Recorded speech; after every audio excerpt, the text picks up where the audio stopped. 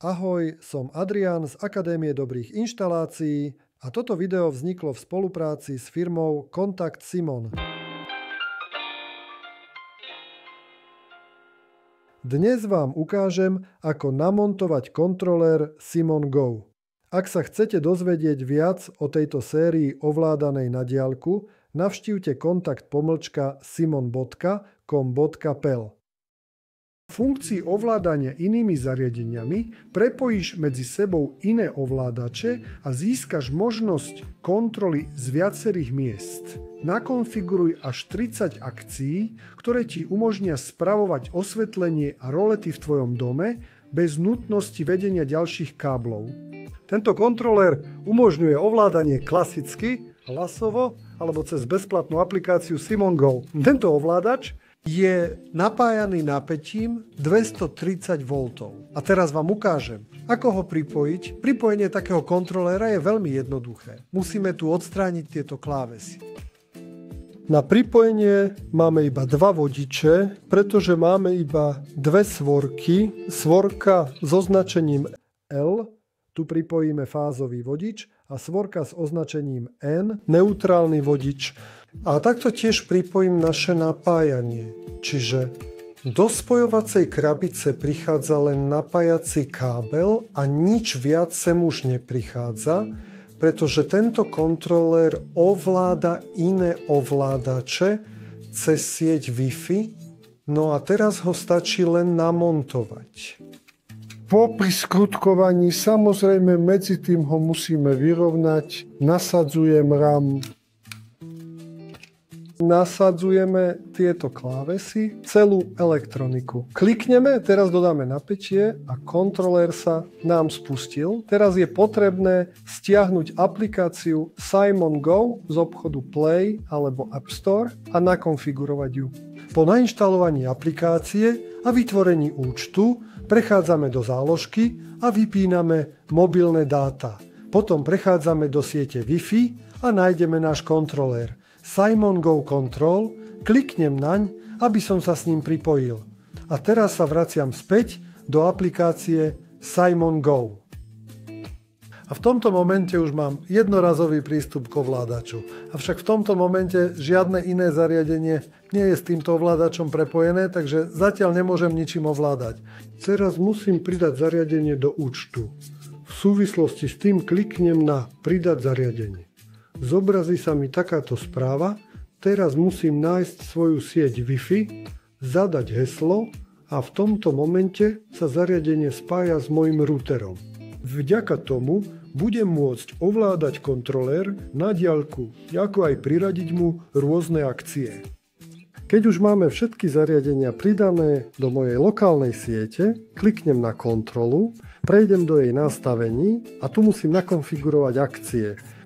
Akcie, no sú to jednoducho riadiace príkazy, ktoré posiela ovládač, v tomto prípade kontrola iným ovládačom Simon Go cez sieť Wi-Fi, cez tzv. API. Control má 4 vstupy, čiže 4 programovateľné mikrospínače, čiže 4 tlačidlá, ktoré sú tu viditeľné. Pod každým z týchto tlačidiel možno uložiť ľubovoľnú akciu, my vyberáme vstup číslo 1, čiže budeme ovládať z tohto tlačidla. Pridávam prvú akciu. Keď spúšťač, teda náš kontrolér a typ spúšťača môže to byť krátke stlačenie, dlhé stlačenie, v tomto prípade ma zaujíma krátke stlačenie, teda keď krátko stlačím tlačidlo na výstupe 1, tak aký má byť výsledok tohto všetkého? Chcem v tomto prípade kontrolovať iným zariadením. Potvrdzujem a vyberám zariadenie. Ja chcem kontrolovať v tomto prípade stmievačom a akciu treba vyvolať pomocou vyvolania API. Tu musím zadať príkaz. Teraz, akú príkaz zadať? Môžeme kliknúť na základnú inštrukciu a tu nájdeme všetky príkazy, ktoré nás zaujímajú. Ja by som chcel, aby sa stmievač jednoducho zapol na 100% po kliknutí nášho tlačidla. V súvislosti s tým musím zadať príkaz FF. Klikám ešte na zhrnutie, zadávam názov akcie a klikám na uložiť. A teraz po kliknutí sa nám osvetlenie zapne Avšak nemôžeme osvetlenie z tohto miesta vypnúť. Môžeme ho vypnúť momentálne iba z tohto centrálneho bodu zo stmievača. Takže teraz priradím druhú akciu k druhému tlačidlu, ktoré bude vypínať naše osvetlenie. Takže prechádzam znova k akciám. Kliknem pridať ďalšiu akciu a keď krátke stlačenie potvrdzujem vstup, tentoraz druhý, lebo prvý už mám obsadený. Ďalší krok vykonaj. Aký má byť výsledok? Kontroluj iné zariadenie. A znova chcem kontrolovať nášho dimera, ale tento raz musím teraz vyvolať API, ktoré nám vypína. Je to kód 00. Ďalšie vypnutie uložiť a akcia bola pridaná. Takže teraz kliknutím na jedno tlačidlo zapínam osvetlenie, kliknutím na druhé tlačidlo vypínam osvetlenie, môžem samozrejme zapnúť z tohto bodu iného zo stmievača, ktorý bol nainštalovaný skôr, ako aj z tohto ovládača, a to je príklad použitia tohto ovládača ako schodiskového prepínača. Teraz pod tento tlačidlo nastavím ovládanie rolety, aby sa roleta zdvíhala hore. V súvislosti s tým prechádzam znovu k akcii. Kliknem pridať akciu spúšťač a znovu krátke stlačenie. V tomto prípade si nastavujem vstup číslo 3, prvé dva už mám obsadené.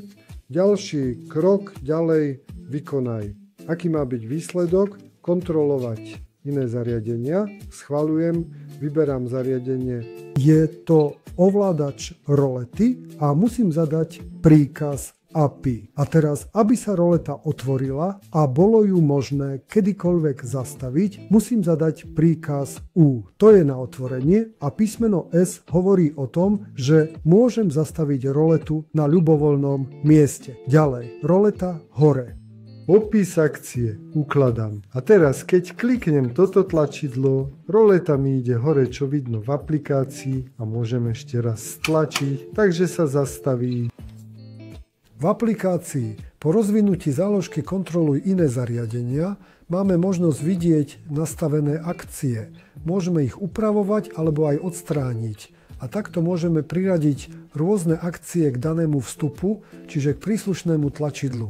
Okrem toho je možné priradiť niekoľko zariadení pod jeden vstup takého kontroléra a týmto spôsobom môžeme vytvoriť centrálne ovládanie roliet alebo kontrolovať iné zariadenia pomocou tohto ovládača. Dúfam, že s týmto videom bez problémov urobíš pripojenie. Daj odber a vidíme sa pri ďalšom videu. Tak zatiaľ ahoj.